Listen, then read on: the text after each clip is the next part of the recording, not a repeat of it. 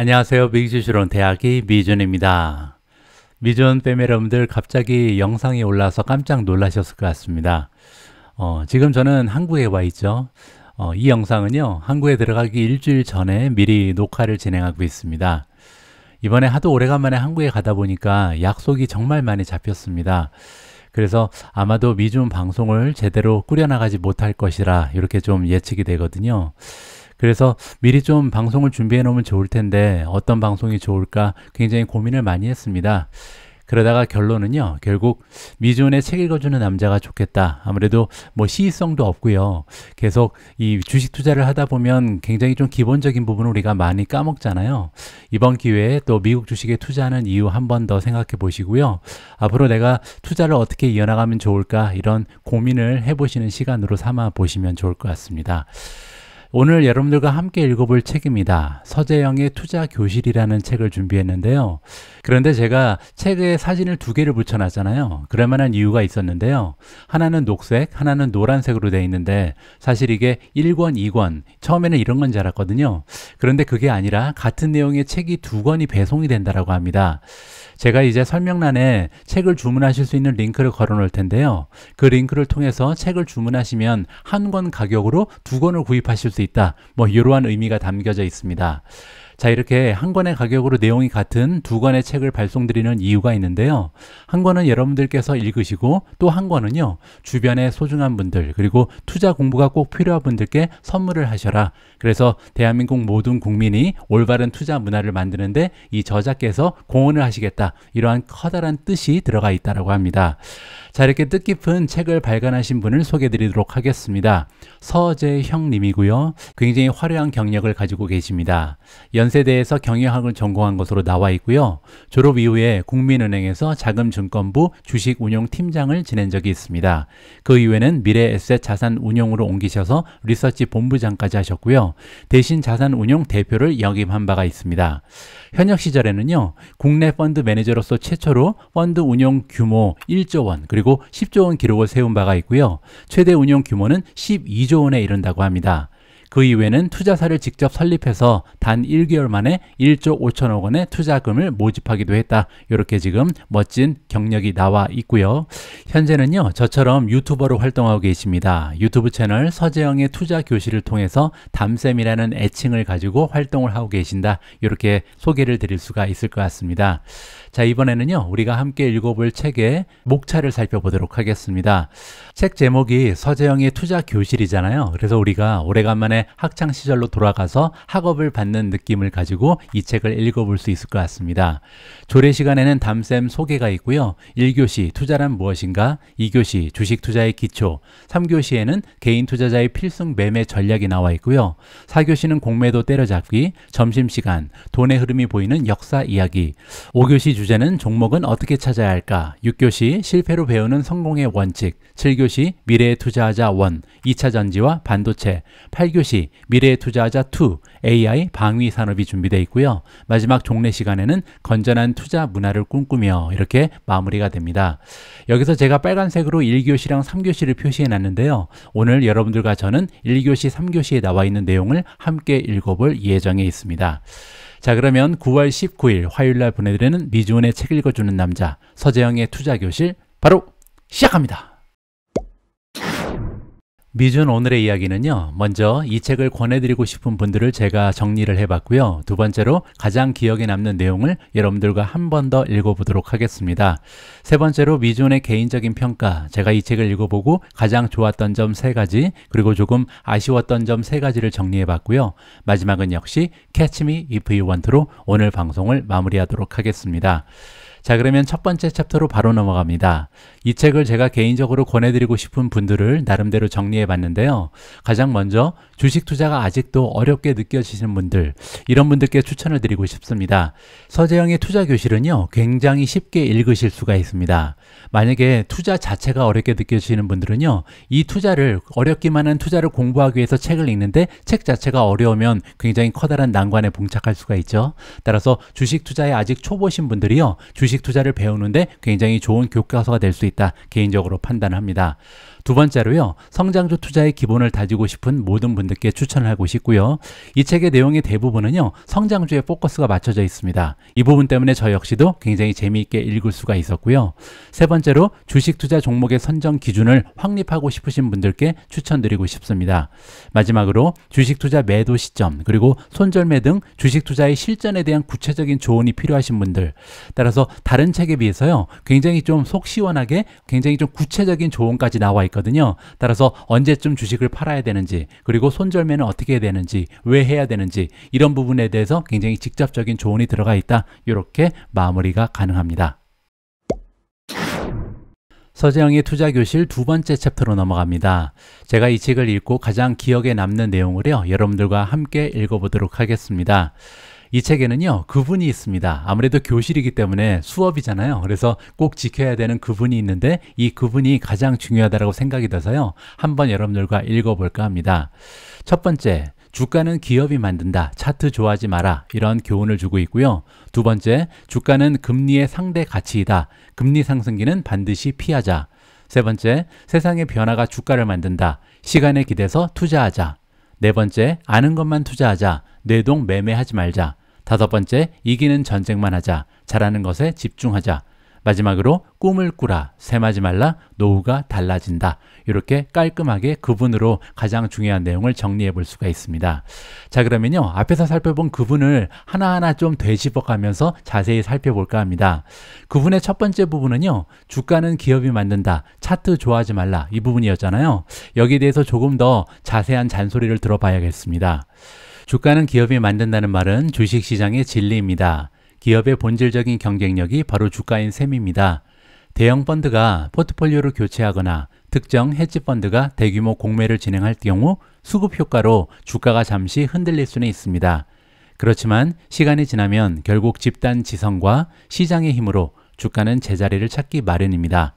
주가가 기업의 실력과 다르게 평가되는 일이 단기적으로는 있겠지만 어떤 힘도 장기적으로 기업의 실력인 주가를 속일 수는 없다는 의미입니다. 굉장히 중요한 얘기가 처음부터 나옵니다. 우리가 보통 주식시장에 대해서 얘기할 때요, 단기적으로는 인기 투표다, 이런 얘기를 많이 합니다. 따라서 지금 현재 시점에서 어떤 키워드가 가장 인기가 많은가, 어떤 테마가 지금 시장을 지배하고 있는가, 이거에 따라서 인기 많은 종목의 주가가 올라가죠. 하지만 중요한 것은요, 장기적으로 봤을 때는 결국 저울과 같다. 저울의 한쪽에는요, 기업의 가치가 올라가 있겠죠. 그리고 또 한쪽에는 기업의 가격, 즉 주가가 올라가 있습니다.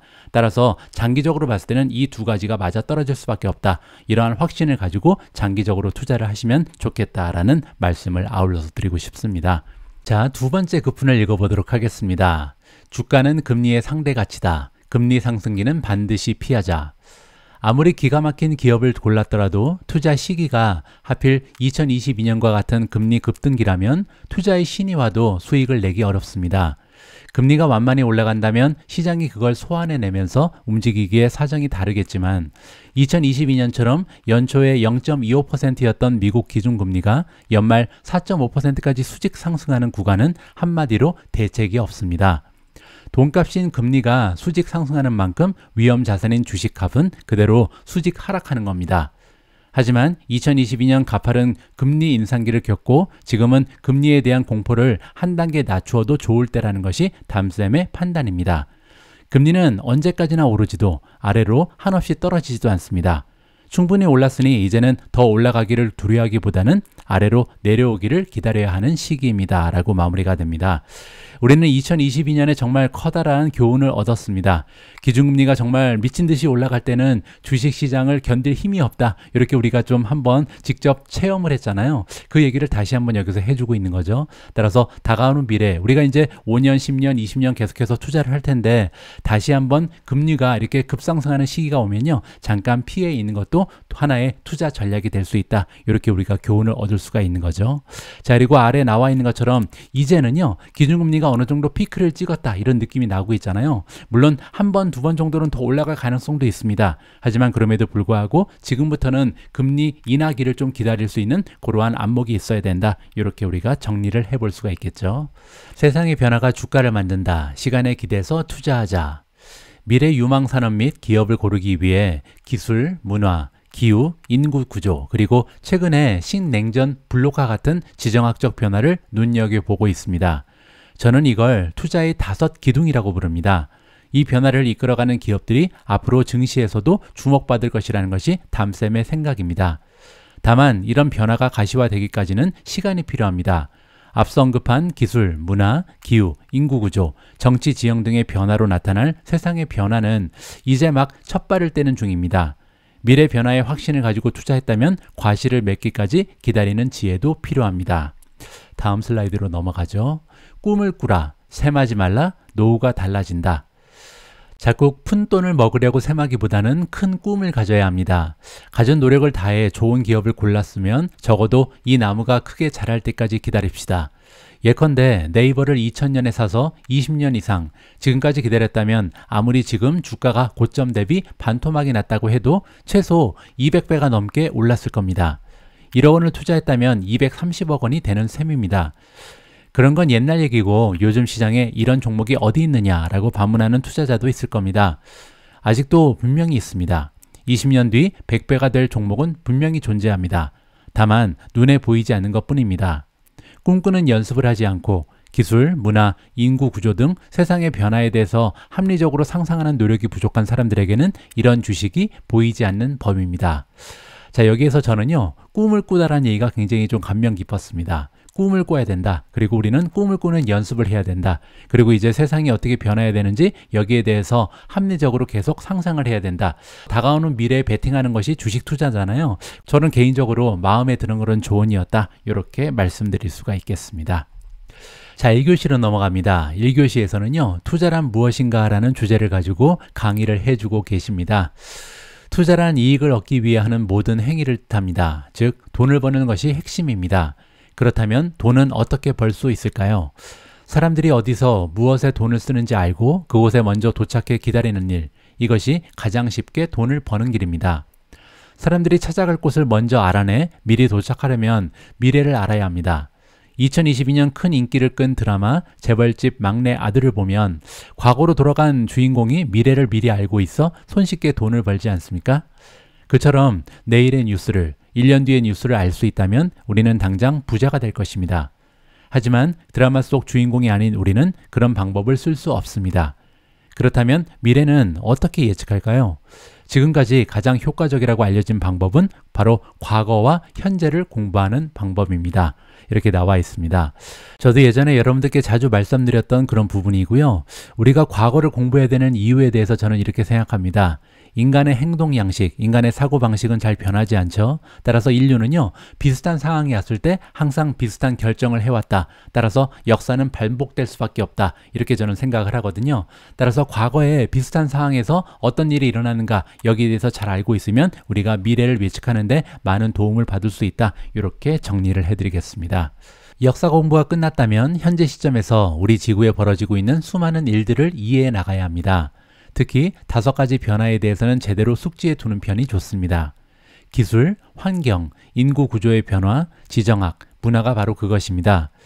이렇게 과거를 공부하고 현재를 이해해 미래를 예측하는 것이 투자의 핵심이자 전부입니다. 투자에 성공하기 위해서는 경제 테크닉이나 정보 우위를 갖춰야 한다라고 생각하는 사람들이 많습니다. 그렇지 않습니다. 누가 인류에 대해 더 잘 이해하고 미래에 대해 합리적인 상상을 할 수 있는가가 투자의 성패를 좌우합니다. 미래의 현실이 될 사실을 누가 더 빨리 발견해 그 미래에 먼저 도착할 것인가, 그리고 그런 기업을 누가 먼저 찾아내서 투자할 것인가, 이것이 주식 투자로 돈을 벌기 위해 가장 중요한 행동입니다. 잠깐 여러분, 최대 77만 원을 받을 수 있는 정보를 소개해 드리겠습니다. 집에 약정이 끝난 인터넷, 정수기 가만히 놔두면 손해라는 사실 알고 계셨나요? 온라인 대리점에 전화 한 통이면 최대 77만 원을 설치 당일에 받으실 수 있는데요. 쓰던 요금 그대로 새 제품에 지원금까지 받을 수 있는데 안 할 이유가 없겠죠. 이런 혜택이 어디서 가능하냐고요? 인터넷 가전 렌탈 국내 가입자 수 독보적 1위 대리점 아정당입니다.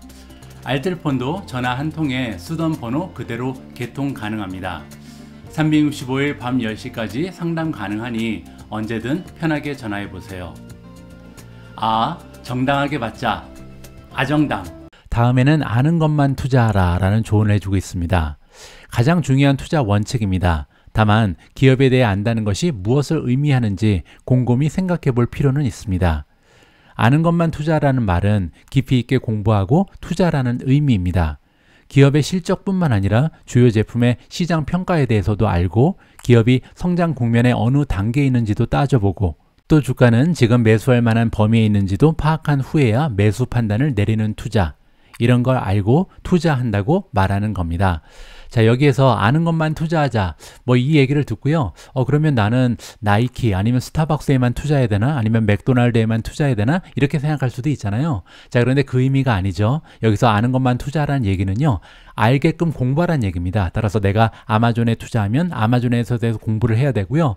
테슬라를 몰지 않고 있어도 테슬라에 대해서 공부를 하면 거기에 대해서 알 수 있는 거잖아요. 따라서 공부를 하면 투자를 할 수 있다. 이렇게 이해하시면 될 것 같습니다. 자, 다음으로 갑니다. 시장을 존중해야 합니다. 종목과 사랑에 빠지지 말라라는 말로 표현되기도 합니다.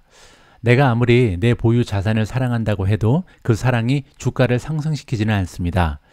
가격을 결정하는 것은 내가 아닌 타인, 조금 더 정확하게는 타인의 집합제인 시장이기 때문입니다. 그런데 주식시장과 싸우려는 분들이 종종 보입니다. 한 번 산 종목은 반드시 올라야 한다는 잘못된 신념을 가진 분들입니다. 가격이 내리는데도 끝까지 싸워 언젠가는 꼭 이익을 내겠다 하는 비틀린 집착을 반복하다 보면 호미로 막을 것을 가래로 막는 경우가 생깁니다. 손절매로 10% 정도 잃고 말리를 버티고 버티다 반토막 이상의 큰 손실이 되는 겁니다. 그렇다고 주가가 조금 내린다고 무조건 손절매하고 빠르게 포기해서도 안 됩니다. 펀더멘탈에 이상이 없는데 외부의 노이즈 혹은 경기 불안 등 매크로 이슈로 잠시 내린 주식은 오히려 버텨야 더 큰 이익을 누릴 수 있습니다. 하지만 대부분의 경우는 시장의 판단을 존중하는 편이 결과적으로 낫습니다. 그게 증시라는 전쟁터에서 오래 살아남는 비결이기도 합니다. 이 부분에 대해서 제가 잠깐 부연 설명을 드리면요. 우리가 시킹알파를 통해서 하나의 종목을 분석할 때 5가지의 평가 항목이 있잖아요. 그 중에서 모멘텀이라는 게 있습니다. 주식의 힘이죠. 이 주식의 힘이 굉장히 중요한 투자의 척도가 될 수 있다. 이 말씀을 다시 한번 드리고 싶은데요. 우리가 보통 하락장에서 투자할 때는요. 이 모멘텀이 가장 떨어진 주식을 먼저 팔아야 되고요. 상승장에 투자를 할 때는 모멘텀이 가장 좋은 주식 위주로 투자를 해야 됩니다. 왜냐하면 그만큼 이 모멘텀이라는 것이 이 시장의 의지를 반영하는 거거든요. 따라서 여기 나와 있는 것처럼 시장을 존중하면서 투자를 해야 된다. 지금 현재 내 생각 말고요. 다른 사람들은 어떤 생각을 가지고 있는지 이 부분에 좀 포커스를 맞출 필요가 있다. 그게 바로 모멘텀이다. 이렇게 풀어서 말씀을 드릴 수가 있을 것 같습니다. 단기 매매를 하지 말아야 합니다. 큰 돈은 손가락 테크닉이 벌어주지 않습니다. 여러분들이 손가락 테크닉을 통한 단타를 하면 할수록 돈을 버는 사람들은 정부와 금융기관뿐입니다. 세상의 변화와 시간에 기댄 장기 투자를 통해서만이 의미 있는 수익을 올릴 수 있습니다. 큰 돈은 시간과 사람이 벌어주는 겁니다. 펀드 매니저 시절 많은 종목들을 펀드에 편입했지만 앞으로 세상이 어떻게 달라질지 예측한 후 그런 변화를 이끌 산업을 골라 편입했던 종목들이 결국 전체 펀드의 수익률을 좌우했습니다. 어떤 주식을 살 때 적어도 2배는 이익을 보겠다, 20배까지는 키우겠다는 심경으로 투자를 하고 그런 포트폴리오로 만들기 위해 노력해야 합니다. 저 역시도 이 부분에 전적으로 동의를 합니다. 그렇기 때문에 제가 한두 종목에 투자하지 않고 적어도 10개 이상 그리고 가능하면 20개 이상 종목에 투자를 해라 이런 말씀을 많이 드렸던 거거든요. 왜냐하면 10개를 투자하면 그중에서 반 정도는 사실 주가가 떨어질 수도 있고요. 상장 폐지가 될 수도 있습니다. 하지만 나머지 반 5개 정도는 2배, 3배, 10배, 20배까지 올라갈 수 있는 게 주식 투자잖아요. 따라서 결론적으로 장기적으로 봤을 때는 떨어지는 것은 100%에 막혀 있지만 올라가는 건 한없이 올라갈 수 있기 때문에 결국 장기적으로는 승리가 가능하다. 이러한 논리를 가지고 투자하는 것이 주식 투자다. 저는 개인적으로 판단을 합니다. 평정심을 유지해라. 마음의 편안을 유지하라. 누구나 주가에 따라 마음이 이리저리 움직입니다. 그 정도가 심하면 눈에 헛것이 보이고 판단력이 흐려집니다. 정말 팔아야 할 때 사게 되고 사야 할 때 파는 말도 안 되는 투자를 하게 되는 겁니다. 훗날 후회하는 투자는 꼭 이런 마음의 흥분 상태에서 저지르는 경우가 많습니다. 평정심을 유지하려면 욕심을 다스려야 합니다. 주가가 급락할 때에는 내가 매수할 때와 비교해 회사의 펀더멘탈이 크게 달라진 게 있는지, 주가 하락을 만들어낸 특별한 이유가 있는지를 분석하십시오. 어떤 뉴스로 주가가 흔들릴 수는 있지만 펀더멘탈을 훼손할 정도로 아니라고 판단했다면 계속 보유하면 될 일이고, 투자 환경이 완전히 달라졌기에 급락하는 시장이 정확하다고 판단된다면 그땐 비중을 줄이는 액션을 취하는 겁니다. 이렇게 구체적으로 조언을 해주고 있습니다. 저는 여기 관련해서 한 가지 조언을 더 드리고 싶은데요. 자, 이렇게 평정심을 유지하기 위해서 가장 쉬운 방법은요, 사실 현금 보유입니다. 여기도 지금 나와 있죠. 욕심을 다스려야 된다. 욕심을 내는 증거가 뭐냐면요, 100% 올라갈 때는 100% 주식을 가지고 있어야 되고, 떨어질 것 같으면 100% 현금을 들고 있어야 되고, 저는 이게 욕심이라고 보거든요. 그러지 말고요, 전체 자산, 전체 자본 중에 60%, 70%, 80%, 뭐 90%도 괜찮습니다. 이렇게 전체 다 넣지 말고 나머지는 현금으로 갖고 있는 게 중요하다고 생각을 합니다. 그렇게 되면요, 주식이 5% 빠지건 10% 빠지건 마음이 안정감이 느껴지거든요. 조금 더 살 수 있는 힘이 있기 때문이죠. 따라서 평정심을 유지하기 위해서는 캐시, 현금을 보유하는 것이 가장 중요하고 쉬운 방법이다. 이렇게 좋은 말씀을 드리고 싶습니다. 낙폭 과대 좋아하지 말라. 무조건 싼 주식만 노리는 투자자들이 있습니다. 잘 나가던 주식이 역사적 저점을 기록했으니 지금 사두면 틀림없이 상승할 것이라는 믿음을 가지고 하는 투자입니다. 이런 낙폭 과대주는 분명 한 번쯤 기술적 반등이 일어나는 경향이 있습니다. 하지만 투자자들이 기대한 것처럼 예전의 주가를 회복하지 못한 채 그대로 쇠락해버리는 기업도 아주 많습니다. 곽폭 과대를 너무 좋아하면 큰 코 다칠 수 있다는 겁니다. 담쌤은 차트 중 유일하게 연봉만 챙겨보는데 연간 차트가 기업의 실력을 잘 보여주고 있기 때문입니다. 연봉의 저점이 깨졌다는 건 펀더멘탈이 깨졌다는 의미이고, 보유하고 있어봐야 위험한 자산이란 뜻입니다. 낙폭 과대주라는 이유로 이런 기업에 투자하면 마음고생만 아주 오래 할 수 있으니 주의해야 합니다. 앞에서 제가 여러 가지 종목에 투자해야 되는 이유를 말씀드렸잖아요. 10개를 갖고 있으면 10개에서 5개는 성장할 수 있고 5개는 망할 수도 있다. 그런데 이렇게 성장하는 모습을 보이는 이런 종목에 자금을 모아야 되거든요. 그런데 만약에 떨어진다고 그 주식을 더 사면 오히려 반대로 투자하는 거죠. 이런 부분이 굉장히 좀 위험하다. 저는 개인적으로 동의하고 있습니다. 주가지수를 이기는 기업을 고르자. 주가지수는 시장의 평균입니다. 1과 9의 평균도 5이고 4와 6의 평균도 5인데 우리가 평균값인 5를 맞추는 게 중요할까요? 아니면 6이나 9의 기업을 찾아서 수익을 내는 것이 중요할까요? 담쌤은 후자라고 생각합니다. 물론 지수의 방향에도 투자할 수는 있습니다. 다만 효율적인 투자라는 생각은 들지 않습니다. 주가 지수를 완벽하게 맞춘 증권사나 기관은 지금껏 없었습니다. 수많은 전문가가 매일 밥 먹고 지수만 들여다보며 숫자를 맞추려 애를 쓰는데 밴드조차 완전히 어긋나는 경우가 부지기수입니다. 이렇게 맞추기 힘든 걸 왜 맞추려고 하는지 도무지 모르겠습니다. 저는 앞서 이기는 전쟁만 하자고 강조했습니다. 그리고 주가 지수를 맞추는 싸움은 우리가 쉽게 이길 수 있는 전쟁터가 아닙니다. 지수 공부는 깨끗하게 포기하시고 그 시간을 종목 분석에 쓰셨으면 합니다. 이 부분도 담쌤과 그 미존의 생각이 어느 정도 맞아떨어지죠. 저 역시도 ETF에 투자하는 것보다는요, 개별 종목을 공부하고 종목을 고르는 것이 조금 더 효율적이고 쉬울 수 있다, 이런 생각을 가지고 있습니다. 자, 3교시로 넘어갑니다. 3교시에서는요, 개인 투자자의 필승 매매 전략을 우리에게 강의해 주고 계십니다. 어떤 내용이 있는지 한번 읽어보시죠. 적절한 타이밍에 잘 파는 것도 중요한 투자다. 저평가된 좋은 주식을 잘 골라 노이즈에 휘둘리지 않고 꾸준히 보유해 적지 않은 수익을 냈다면 마지막 매도의 단계도 슬기롭게 지나야 합니다. 아무리 좋아도 팔 때는 팔아야 한다는 겁니다. 어떤 기업이든 흥망성쇠의 과정을 거친다고 합니다. 미국 다우존스에 상장된 기업의 평균 수명이 29년 정도라고 합니다. 아무리 좋은 주식도 계속 들고 있으면 안 됩니다. 그래서 주가가 쫙 오를 때 제대로 추수를 해야 합니다. 제때 추수하지 못하면 바닥에 떨어져 썩어버립니다. 내가 목표한 가격에 도달했다면 더 큰 욕심을 부리기보다는 반드시 이익 실현을 하시길 권해드립니다.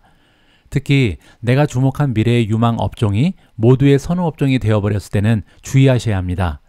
담쌤의 경험으로 볼 때 산업이 성숙돼 온 동네 사람들의 시선이 그쪽으로 몰릴 때가 바로 매도 타이밍이었습니다. 지금부터는 구체적인 매매 전략이 제시가 되고 있는데요. 우리가 만약에 경기 민감주에 투자한다면 어떠한 매매 전략을 구사하는 것이 좋을지 담쌤의 조언을 들어보도록 하겠습니다. 코스피 상장 기업의 상당수는 경기 민감주입니다.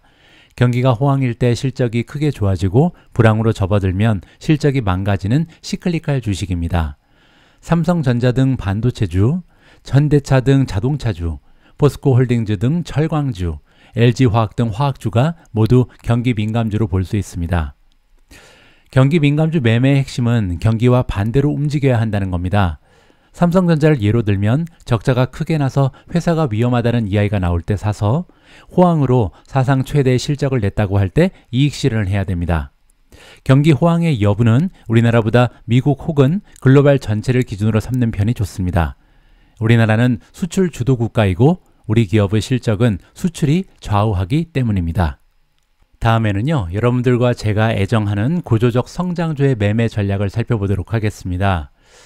구조적 성장주의 매매법은 이렇습니다. 특정 문화의 변화로 구조적 성장기에 돌입한 시점에 매수를 해서 회사의 성장을 견인해주는 그 문화가 끝나기 전까지 계속 보유하는 겁니다.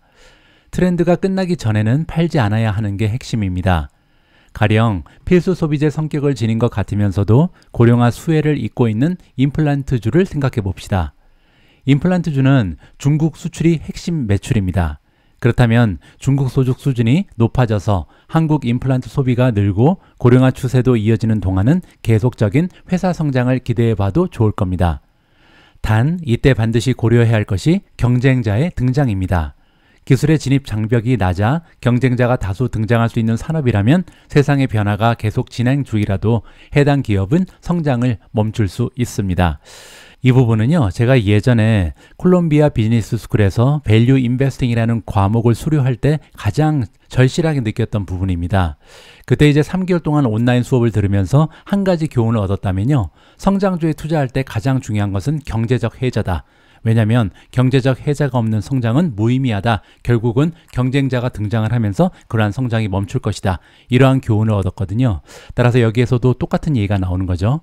구조적 성장주에 투자할 때는요, 가장 중요한 것이 경쟁사가 등장할 수 있는 기업이냐 아니냐, 경제적 해자가 얼마나 강력하냐, 이 부분에 초점을 맞춰서 투자하는 것이 중요하다. 이렇게 다시 한번 강조를 드리고 싶습니다. 마지막으로 기술주에 대한 매매 전략입니다. 인터넷 플랫폼이나 바이오주 같은 기술주입니다. 벌어들이는 수익 대비 주가가 높은 고 PER 주식이 많기 때문에 금리에 굉장히 민감한 특징이 있습니다. 그러므로 미국이 금리를 올리기 시작하면 당분간은 무조건 도망 나와야 합니다. 특히 저금리 상태를 유지하다가 처음 금리를 올리는 시점은 좋은 매도 타이밍입니다. 그때는 일단 매도하고 미국의 금리 추세를 지켜보는 것이 좋습니다. 아울러 앞서 언급한 구조적 성장주 역시 PER을 많이 받을 수밖에 없기 때문에 금리 동향에 민감하다는 점을 기억해 두셔야 합니다. 매수 타이밍은 반대입니다. 금리가 피크를 찍었을 때는 회사 펀더멘탈 대비 주가가 많이 훼손된 곳이 많을 테니 매수에 나서도 좋을 때입니다. 금리가 내려오는 시점에서 주가 상승을 즐기다가 또 금리가 상승할 조짐을 보이면 일단 매도를 하는 식으로 비중을 조절하신다면 마음 편한 투자를 즐기실 수 있을 겁니다. 물타기는 리스크 관리가 아닙니다. 성공적인 투자는 시장을 존중하는 데서 시작합니다. 내가 치밀한 분석을 통해 A 주식을 주당 10,000원에 샀는데 금리 등 투자 환경이 나빠지며 예상과는 달리 8,000원까지 떨어졌다고 해봅시다. 이때 신중한 투자자라면 물타기를 할 것이 아니라 시장이 내 예상과 다르게 흘러간다는 것을 인정하고 오히려 조금 팔아야 합니다. 그리고 기다려야 합니다. 금리 이슈나 경기 이슈 등 예상치 못한 악재로 시장이 흔들리기 시작했다면 안정될 때를 기다려야지 내려갈 리가 없는데 같은 생각으로 성급히 물타기해서는 안 됩니다. 주가가 내리는 데는 이유가 있습니다. 이유가 빤히 보이는데 시장과 싸우는 투자를 해봤자입니다. 저점 매수로 평단을 낮추는 것이 나쁘다는 것이 아니라 시장과 반대로 가는 물타기를 지양해야 한다는 뜻입니다. 시장이 안정돼 다시 상승 기류가 불어올 시점에는 저점 매수가 좋은 전략이 될 수 있습니다.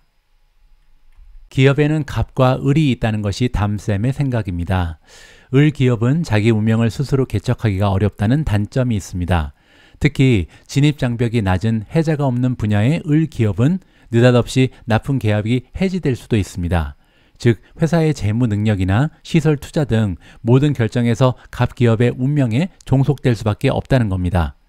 을 기업에 대해 투자를 결정할 경우 반드시 갑 기업에 대한 분석도 진행해야 되기 때문에 공부량이 2배로 늘어나야 한다는 점이 싫습니다. 예측 불가능한 요소가 너무 많게 되면 분석이 어려워지게 됩니다.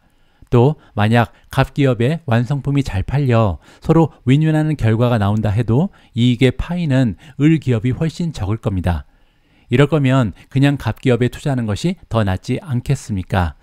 이 부분은 개인적으로 굉장히 신선하게 느껴졌습니다. 우리가 투자하는 종목들은 모두 갑이나 아니면 을 이렇게 각자의 관계가 구축되어 있잖아요. 뭐 가령 예를 들어서 애플 그리고 퀄컴의 관계를 보면요. 퀄컴은 지금 모뎀 칩을 애플에 공급을 하죠. 그 얘기는 애플이 주문하는 양만 생산할 수 있는 것이 퀄컴이다. 이렇게 볼 수가 있습니다. 그리고 최근에 여러분들 뉴스를 통해서 알고 계신 것처럼 2026년까지 애플이 자체 모뎀 칩을 만드는 것을 포기하고 이제 퀄컴의 칩을 쓴다. 이런 뉴스가 전해지니까 주가가 급등하잖아요. 이 얘기는 대표적인 을 기업이 퀄컴이라는 것을 증명하는 거죠. 애플이 어떠한 결정을 하냐에 따라서 퀄컴의 주가가 왔다 갔다 한다. 이런 기업에 투자하는 것은 조금 어려움이 있다. 이렇게 이해하시면 좋을 것 같습니다. 저도 개인적으로 굉장히 공감하는 부분이 많다. 이렇게 말씀드릴 수가 있을 것 같고요. 나의 매수가는 잊어라. 미존 패밀리 분들께서는 많이 들어보신 그런 메시지라고 생각이 듭니다. 모든 자산은 현재가를 기준으로 평가하는 겁니다. 내가 얼마에 샀는가는 오늘의 의사결정에 아무런 의미가 없다는 것을 기억해 두셔야 합니다. 오늘 손실을 내고 팔더라도 한 달 뒤 더 떨어진 가격에서 다시 사들이게 된다면 손실은 얼마든지 메울 수가 있습니다. 많은 투자자들이 자신이 자산을 산 가격을 보유자산으로 생각합니다. 정말로 잘못된 생각입니다. 자산은 언제나 지금 현재의 가격으로 평가받는 겁니다. 과거 내가 얼마에 샀느냐는 자산 가격에 아무런 영향을 주지 못합니다. 앞으로의 의사결정에도 의미가 없으며 다른 사람들에게는 더더욱 의미가 없습니다. 과거 내가 산 가격에 매달려 자산을 평가하게 되면 잘못된 신념에 빠져들 수 있습니다. 현재 자산의 가격이 내가 산 가격에 미치지 못할 경우 실패라고 생각하게 되는 겁니다. 주식 투자는 신념을 하는 것이 아닙니다. 노력하고 노력해서 실패를 성공으로 돌려놓겠다는 신념, 반드시 이익을 보겠다는 신념, 이런 걸로는 결코 성공할 수 없는 게 주식 투자입니다. 마지막에 가장 중요한 이야기가 등장한 것 같습니다. 오늘은 여기까지만 함께 읽어보도록 하겠습니다. 정말 좋은 내용들이 많이 들었잖아요. 책의 나머지 부분이 궁금하신 분들께서는 직접 사서 읽어보시기를 권해드립니다. 자, 그러면 세 번째 챕터로 넘어갑니다. 미존의 개인적인 평가고요. 서재영의 투자 교실을 읽고 제가 가장 마음에 들었던 3가지 그리고 조금 아쉬웠던 3가지 부분을 정리해봤습니다. 일단 이 책의 장점을 꼽아보려면요. 첫 번째로 테크주, 성장주 투자 위주의 조언들을 쉽게 설명해놨다. 따라서 한국에 계신 분들 중에서는 테크 주식 그리고 성장 주식에 투자하시는 분들이 굉장히 많잖아요. 이런 분들이 굉장히 재미있게 읽으실 수 있는 책이다. 이 부분이 첫 번째 장점이고요. 두 번째는 텐베거 선정 방법 그리고 매도 타이밍을 잡는 등 굉장히 좀 구체적인 투자 조언이 들어 있습니다. 지금까지 우리가 많은 책을 함께 읽어봤지만 이렇게까지 구체적인 조언을 해주는 책은 드물었다. 이렇게 말씀드릴 수가 있고요. 세 번째로 구체적인 종목의 예시를 들고 있어서 흥미롭다. 기업 이름이 많이 나옵니다. 이 부분도 개인적으로는 굉장히 재미있었다. 이렇게 말씀드리고 싶고요. 자, 다음은요. 조금 아쉬웠던 점입니다. 첫 번째는요, 대부분의 예시가 한국 종목들 위주다. 저는 지금 현재 한국 종목을 하나도 갖고 있지 않거든요. 그래서 조금은 미국 주식이 위주로 이렇게 설명이 됐으면 얼마나 좋았을까, 이러한 아쉬움을 가지고 있었고요. 두 번째로 7교시, 8교시 미래에 투자하다라는 제목을 가지고 있는 책의 마지막 부분인데요. 저는 개인적으로 이쪽이 분량이 적어서 좀 아쉬웠습니다. 왜냐하면 구체적으로 어떠한 산업 섹터에 앞으로 기회가 있을 것인지 이 부분에 대해서 구체적인 예시를 들고 있거든요. 그런데 이쪽이 가장 중요한 것 같은데 좀 분량이 적었다라는 개인적인 아쉬움을 느꼈고요. 마지막으로 성장주 투자 리스크의 관리에 대한 내용이 적다. 따라서 성장 주식 그리고 테크주에 대해서 굉장히 많은 내용이 나오는데 좀 긍정적인 부분만 강조가 되고 있고 투자 리스크에 대해서는 좀 다루지 않고 있다. 이렇게 단점을 지적할 수가 있겠습니다. 자, 다음으로 넘어갑니다. Catch Me If You Want To로 오늘 방송을 마무리하도록 하겠습니다. 오늘 제가 이 책을 읽어보고요. 가장 마음에 들었던 딱 6줄을 여러분들께 다시 한번 읽어드리도록 하겠습니다. 이렇게 과거를 공부하고 현재를 이해해 미래를 예측하는 것이 투자의 핵심이자 전부입니다. 누가 인류에 대해 더 잘 이해하고 미래에 대해 합리적인 상상을 할 수 있는지가 투자의 성패를 좌우합니다. 미래의 현실이 될 사실을 누가 더 빨리 발견해 그 미래에 먼저 도착할 것인가, 그리고 그런 기업을 누가 먼저 찾아내서 투자할 것인가, 이것이 주식 투자로 돈을 벌기 위해 가장 중요한 행동입니다. 우리 모두가 미국 주식 투자로 은퇴하는 그날까지 다 함께 화이팅입니다. 행복한 하루 되세요. 감사합니다.